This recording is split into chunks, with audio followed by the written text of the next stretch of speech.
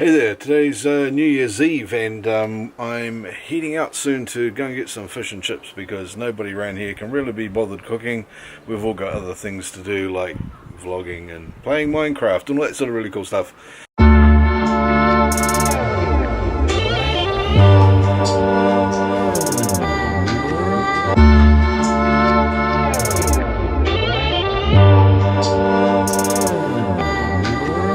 So we're about to head around there, grab some food, and I'm going to come back. I'm going to talk about some neat ways that you can do 5 different things that will really help change your photography up a little bit and make a real difference to photos you're taking.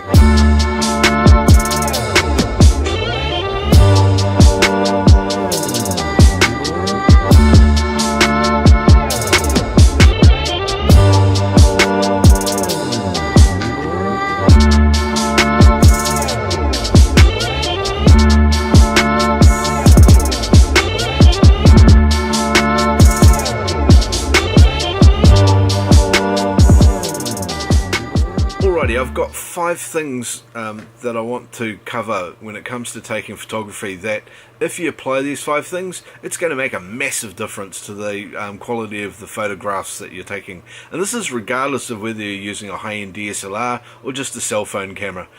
These principles work in all situations, and if you're considering these while you're taking your photographs, it really is going to make a huge difference. Now, the first one I'm going to cover off is light. Light is really important. It's the whole core thing of a photograph. Photography is about capturing light, and you need to make sure that firstly you've got enough light, and then you're also considering where the light is coming from and how it's affecting the object that you're photographing. Consider taking a small light like your cell phone. You can get something like this and just flick the thing up, turn the light on the back there, and you're able to move that around whatever it is you're taking a photo of, behind it, whatever, and just creating a little bit more shape. Take a minute or two, experiment with something like that, and really just look at the light that you're using. If you're indoors, consider taking what you're shooting outside or near a window or something like this. Make sure the light is behind the camera and not behind the person so you don't silhouette them. These are just little things to consider with light that make a massive difference. Now, once you've got the light for your photograph nailed and you've had a bit of a think about that and you're aware of the different options you've got, what you want to have a look at is what photo you're taking. Have a look at what the type of photo is that every single other person takes of the thing that you're photographing at the moment, and then go do something else. Try and take a photo that other people don't take all the time. Make the photo your own. Get it from a different angle, get it from a different depth, get closer to it or something like that. Take it into a different place, or just make it different and get something unique. You'll always notice that when people come back after a holiday or something like that and they're looking at each other's photos, and someone's always got that special shot and everyone goes, wow, how did you get that? And the answer is just thinking about it for a few seconds is all it takes. Have a look, say, what is the shot that everyone else is getting? Go to the other side of the room and get a shot back the other way. Get something completely different. A good follow on from that one is looking at a photograph or an object and trying to get it from a completely different point of view. Now, one of the worst things you can do, in my opinion, is take a photograph at standing eye level. That's how everybody sees everything. What I would really love to see more people doing, and for photographs that really pop out to me, are photographs where people get a completely different point of view on something.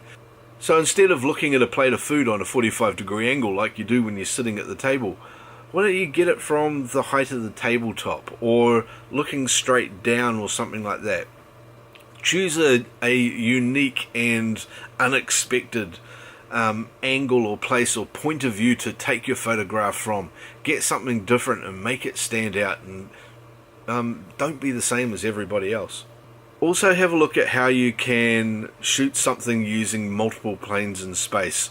Instead of taking what you're photographing and your camera and just having those two things, put something between you and the object, and also put something in the background in the distance. What this is going to do is it's going to give your photograph the feel of having some space like this. You can make your photograph so much more dynamic and give it a feeling of real depth, and put it into a place in another environment, so it's part of telling a story of other things around it. Putting something in front of your camera, it helps you frame it up a little bit. You can do that. You can move just your hand around it, or something really out of focus, or a piece of paper, or a glass of beer, and then something in the background, like some plants, or a shapely window, or some interesting lights or things. If you think about these things behind and in front of your object, it's going to make your object stand out that much better, being that one crisp, clear thing in a depth of environment. It's a really good way of making sure that not just your photo pops out and looks unique and so much better than what anyone else might take, but also make sure that the thing that you're taking a photograph of really stands out in an environment that has some real depth, and it creates a much more emotive effect about the object that you're photographing when you do that.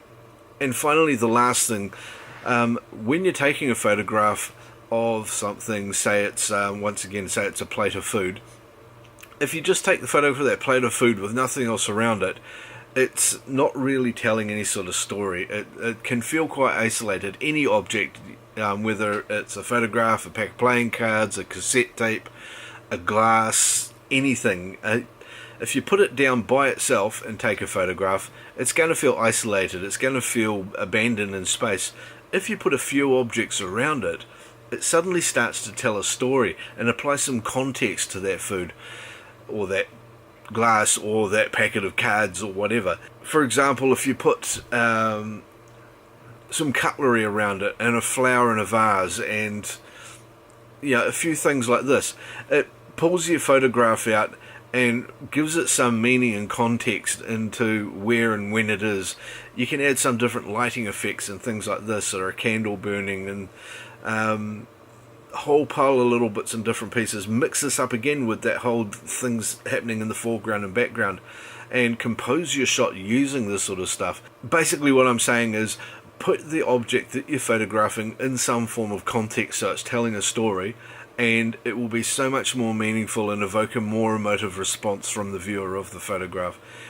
Anyway, these are just 5 very basic things that I thought I would bring up. It's things that I apply to the photographs that I'm taking. So just to go over those 5 things again, there's your light. Consider what you're shooting, use it well, have a bit of a think about it. Take a shot that's yours. Make sure that it's not the same shot that everybody else always takes of that sort of object, or at that place, or that thing. Make it your own. Do something different, and just feel free to own that. Take a shot from a completely different point of view than is normally experienced. Don't take an eye height one. Take one from the floor. Take it from the ceiling up and above. Take a skewed angle or something like that. Build your shot up by putting things in the foreground and background. Use these things in the foreground to frame the shot. Use the background to give the shot some colour or contrast behind the shot, behind the object that it is you're shooting, and just use that to tell a bit of a story about where the object is. And secondly, dress things around your object to give it some sort of context and meaning, and tell a story with that, so that it evokes an emotional response about that object and explains why it's there and what it's doing for the viewer.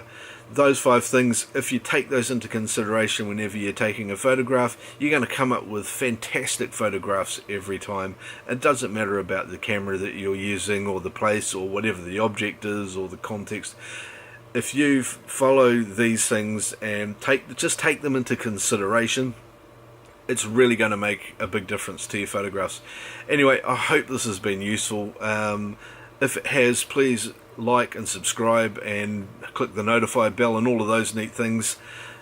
Keep coming back. Come back tomorrow. We're going to be announcing a new giveaway. Set a resolution. Go take a photograph every day. Make it fantastic. Make a movie every day. Create something, and you're going to have a fantastic year and feel really good about it. See you later.